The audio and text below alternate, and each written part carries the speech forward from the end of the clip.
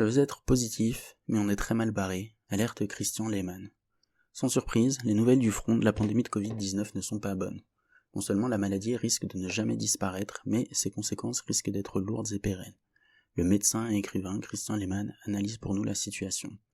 Par Joël Carassio pour leprogrès.fr.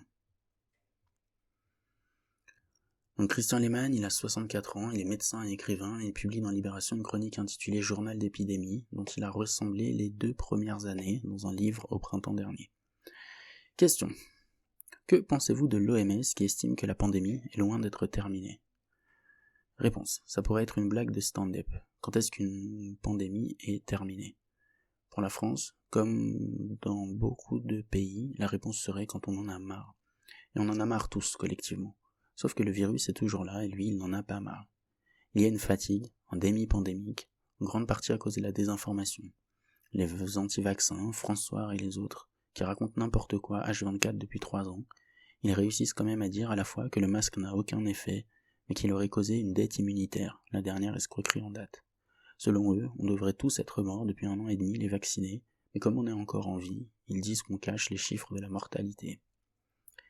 Question. Vous parlez aussi d'une désinformation d'État. Réponse. Depuis le départ, les pouvoirs publics donnent de mauvaises informations. Sur la contamination aérosol par exemple. En France comme à l'étranger, jusqu'à l'OMS, elle a été niée longtemps. En parler nécessitait de réfléchir à de coûteux investissements sur la qualité de l'air, alors on en est resté à ça passe par les mains, l'avez-vous. Depuis, en plus, il y a la crise en Ukraine et la crise énergétique, donc ça relègue la pandémie au second plan, au point qu'on a un discours de déresponsabilisation totale de l'État, qui en appelle à la responsabilité individuelle pour ne pas assumer sa responsabilité politique. En refusant le masque obligatoire, le message est il faut suivre la pente naturelle de la population qui en a marre. Très bien, mais pourquoi ne pas faire ça pour la réforme des retraites par exemple ?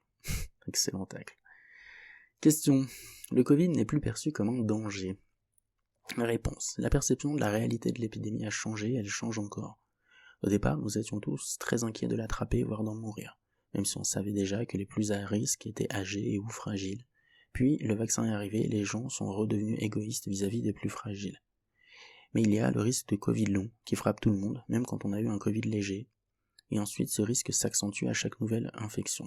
C'est comme la roulette russe, une espèce de loterie infernale, avec des gens peu ou mal informés de la gravité du virus, avec même Brigitte Autran du Covars qui parle de gros rhume, cette affligeant. Je sais plus ce que c'est que le Covars. Bon, peu importe. Question. Il y a aussi cette histoire de dette immunitaire. La réponse. On a une épidémie de grippe plus sévère que d'habitude, des bronchiolites plus graves, plus nombreuses, et en prime des infections graves au streptocoque A, parfois même mortelles, et on nous sort cette dette immunitaire qui ne tient pas la route une seconde. C'est simple, avec la bronchiolite, il n'y a pas d'immunité, mais ça fragilise les poumons. Donc ne pas en avoir eu en 2020 ou 2021, ça protège plutôt en 2022. Mais surtout le Covid risque de faire comme la rougeole, qui s'attaque au système immunitaire et l'affaiblit. La question c'est très clairement celle d'un risque d'infection qui seront plus graves et ou plus nombreuses, avec d'autres agents pathogènes à cause du Covid. On a de plus en plus de preuves de ça. Ma crainte c'est que dans 6 mois ou 1 an, on s'oriente vers une fragilisation et une dégradation énorme de l'état de santé de toute l'humanité. Question. Peut-on malgré tout espérer voir la maladie disparaître ? Le virus ne va pas disparaître. Très peu de virus disparaissent, mais soyons positifs. Il ne nous a fallu que quelques mois pour le découvrir, le comprendre, sauver des gens, trouver un vaccin qui reste très efficace contre les formes graves. On peut imaginer une avancée thérapeutique majeure avec un produit plus efficace contre l'infection et la transmission, malgré les variants. On peut imaginer un antiviral plus efficace peut-être. Mais on est parti pour vivre avec. Or, la population n'en a pas compris les enjeux du fait de la stupidité de la gestion gouvernementale, avec ses mensonges et ses omissions répétées. Le Covars est totalement à la ramasse. Le A, c'est pour anticipation, mais il n'anticipe rien du tout. Pour vacciner sans centre dédié, on n'y arrivera pas en plein hiver, avec les médecins et les infirmiers. C'est catastrophique. La défiance vise aussi les vaccins. On reste quand même beaucoup mieux protégé quand on est vacciné. La preuve risque, hélas, d'en être encore donnée par la Chine, qui relâche sa politique de terreur drastique zéro Covid. Elle a vacciné peu de gens avec des vaccins peu efficaces, c'est comme s'ils n'étaient pas vaccinés. J'ai peur que ce soit une catastrophe, mais ce sera au moins la preuve qu'Omicron, qui arrive sur une population pas vaccinée, entraîne une hécatombe, comme à Hong Kong au début de l'année. Or, une dose protège, même contre les infections, pendant environ 4 mois. Attention, je ne dis pas qu'il faut se faire vacciner tous les 4 mois, mais au moins 1 fois, 2 fois par an, ça fonctionne toujours. Comment voyez-vous les années à venir ? On est mal parce qu'il n'y a aucune gestion politique du Covid.